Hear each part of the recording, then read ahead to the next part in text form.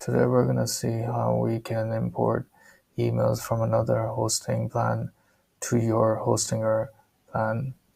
So the first step is that you need to make sure that you have all the emails created on your Hostinger plan.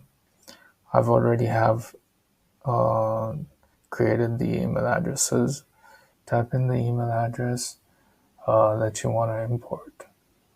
Okay, so I'm gonna be importing this one. Okay, now here you have to make sure that you type in the password that you've been using on the previous hosting plan. Okay, now you can either put in the IMAP server name over here or simply just put in the IP address. To get the IP address, you go back to your cPanel. This is the cPanel of your previous hosting account. And you see this shared IP address, copy it and paste it over here. Next, you want to import it. You want to import that email to this account. Okay. Now here you got to type in the new password.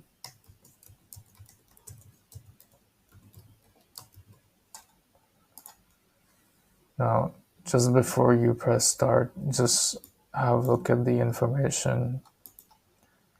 If it's okay, then just press start. So one of my emails are still importing, and okay, this has failed. So let me just check. I need to make sure that this password is okay.